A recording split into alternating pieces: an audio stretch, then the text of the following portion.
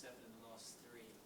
I know that it obviously predates the last few games. This is something that Antonio and Christian talked about, these slow starts.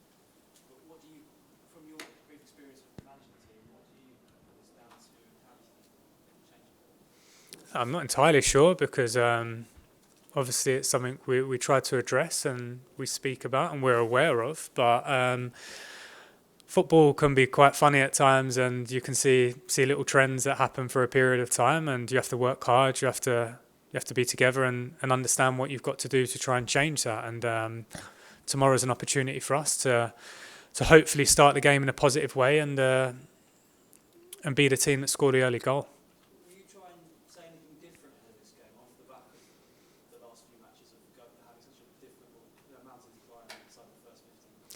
Yeah, of course we don't want to concede goals at any stage of the game, and of course early on as well, because it makes the job and the task to win the match much more difficult. So we're aware of that. We're definitely conscious of that, but at the same time, our players need to have a free mind to try and win the game of football, and there can't be too much thought into that because sometimes that can contribute as well. So it's finding that balance. We're aware of the moment we're in. We understand that tomorrow we want to win the game and we want to do all we can to win the game.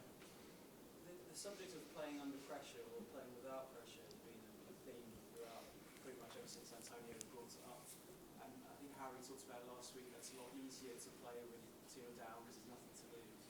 It's quite hard to see how the team's got into that position, given particularly at the back, you've got a centre-back who's one shy of 50 England caps and a World Cup winner.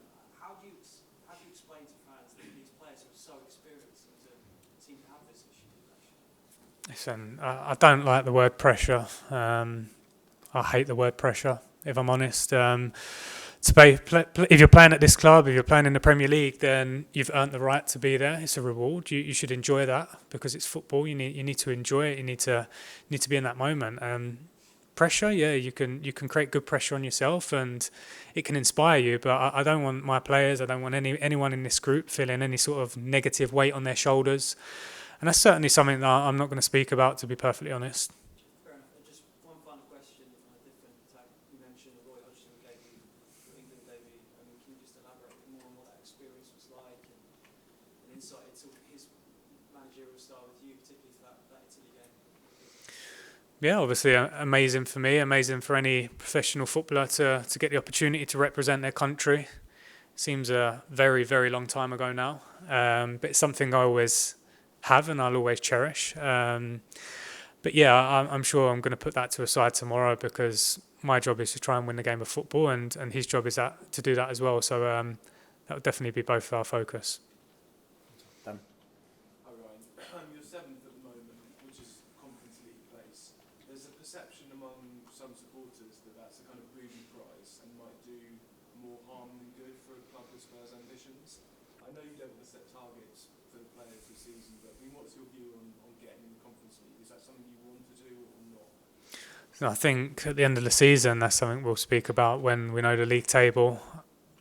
I don't want to sit here and hypothetically speak about certain situations because I don't feel like it's going to bring any good, to be perfectly honest.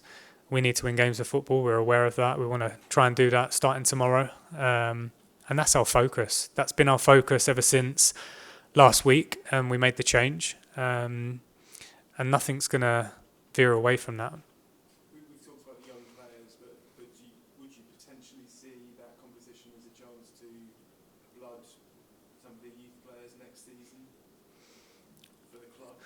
Yeah, I mean, in the past, it's always, I guess been an opportunity, but like I said a minute ago, you have to earn that. It's not just a case of giving out opportunities when players don't earn it. But of course, the situation we'll be in next season will be off the back of what happens in these next 4 games. We understand that, and we want to try to win as many games as possible to give ourselves the best chance of finishing as high as possible in the league table. And can I just ask you about Eric Dyer? I mean, I know you know him very well. From the outside, it looked like he had difficult matches against United, or difficult moments against United and Liverpool, it's fair to say. I mean, what did you make of his performances, and kind of how are you assessing the moment and form he's in at the moment? I think we had difficult moments as a team. I'm not going to single out any individual because it's a team game. And that's part of playing football. You have to be together in the good moments and the bad. And obviously, at the moment, we've conceded some goals. We're aware of that, and that's a team problem. That's not individual based. It's never going to be while I'm in this position singling out individuals. I don't believe in that.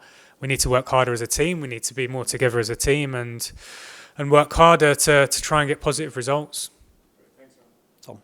Ryan, when you become a permanent manager here or somewhere else, will prioritising homegrown academy players be a big part of your coaching philosophy?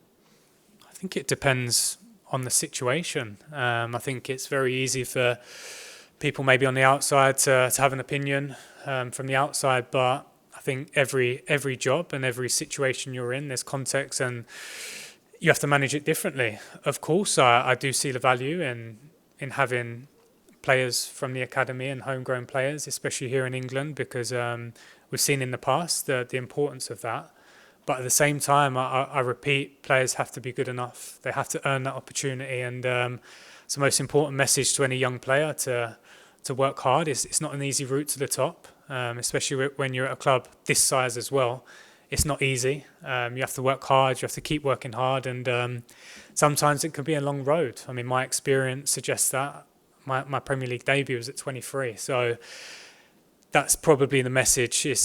It's not so much about me. It's probably about the environment that I'm in and whether or not you feel like players can help contribute to results on the pitch.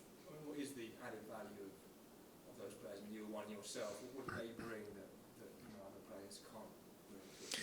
I think it's good for everyone, you know. I think the feeling it creates inside with the fans as well. Because when you grow up supporting a team, you will probably always have that dream that you can represent them. As fans, we do. And if we see young players doing that, then I think it's great. We've had that here, and we still have that as well. We still have that currently. Academy players playing in our first team. So, yeah, I mean, I don't know what's going to happen here, but hopefully that trend will continue. I'm sure it will. But like I say, the players have to be good enough. They have to work hard and earn the right to wear the shirt. Because the team you played in, that was a big part of that side, wasn't it? It was obviously a big part of Pochettino's philosophy as a coach, and everyone knew that was something he did and really brought to this club. But it does feel like it's been lost a little bit. I mean, Harry was speaking over there about the values of the club maybe being lost a little bit in the last few years, and I wonder if that's something you agree with, that maybe it's sort of faded a little bit.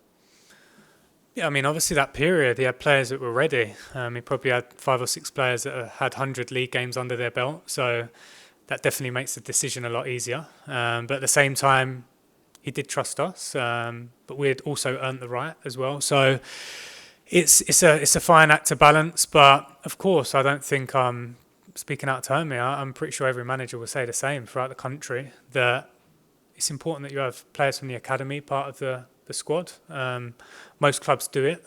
It can drive certain things. It creates a different energy, a different feel, and yeah, we've got many players in our academy in our first team squad from our academy at this moment in time. You see on match day, we have that. We have players starting from our academy in our first team, and that's a big thing. It's been a big thing for a long time. It's continued to be a big thing for the last 5, 6, 7 years. So I'm sure going forward that trend will continue. Finish with George, please.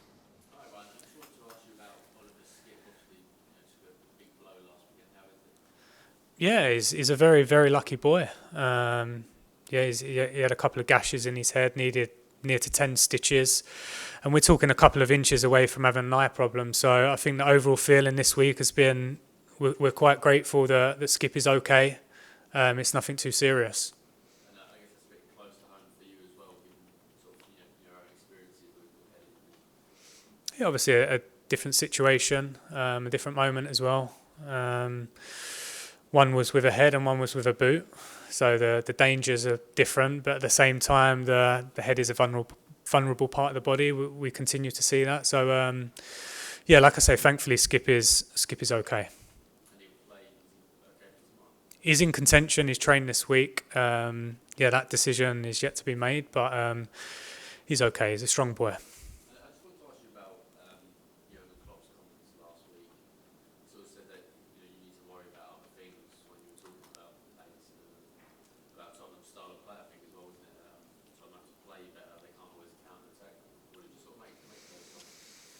Yeah, I mean, first of all, I respect and admire Jurgen Klopp. I also respect Liverpool Football Club. Honestly, my current situation I'm in now, and also I think regardless of what happens in my coaching career, I don't believe I'll ever be in a position where I can sit here and criticise another football club in the way that they're doing things. So, yeah. I mean, as a manager as high profile as that, does it kind of feel like he's almost hitting Spurs with a stick whilst they're down? Is it unnecessary? No, look, I'll be honest, I've just answered that question as best as I could. I'm not going to create a war of words. That's my opinion on it. I don't think that'll change in 20 years' time. I don't believe I'll ever be in that position or earn the right to criticise another football club for how they want to try and win the game and how they feel is the best chance for them to win the game in that moment in time. So, yeah.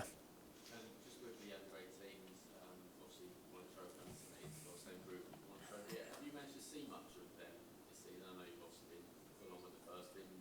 And if so, do you feel like there's players in there that have the talent to potentially make that step up to the first team? Absolutely, I've seen a lot of them. I work for this football club. I work in the first team, and it's part of my job to pay attention and understand where the academy are at and try and bridge that gap. Of course, we have hope for many of them, but at 16, 17, it can be a long road. It can be difficult, and sometimes people develop earlier than the others, and sometimes players seize the moment. So, hopefully, some of those can make the step up in the coming years. From a timescale point of view, it's very difficult to put on it. But yeah, historically, this football club has always valued that, and we continue to do that now. Just finally for me, I mean, when you as a player was kind of a similar situation, you know, as a teenager trying to break into a side that was sort of playing Champions League, Europa League football, and you've been a coach with the 18 as well. How difficult is that step? Is it sort of even more difficult now? It's part of being at this football club, and you need to understand that and feel that as a player. There's going to be competition, and you need to be the best version of you every day and keep improving, not just from our academy boys, but also our first team lads. That's part of playing for Tottenham. So in terms of that pathway or route, I don't believe a pathway exists in academy football. I believe you just have to work hard. You have to be the best player and continue to be the best player, and then hopefully make an impact on first team coaches. That's always going to be the plan. And like I say, hopefully our players can do that. Thanks, guys. Thank you very much. Thank you.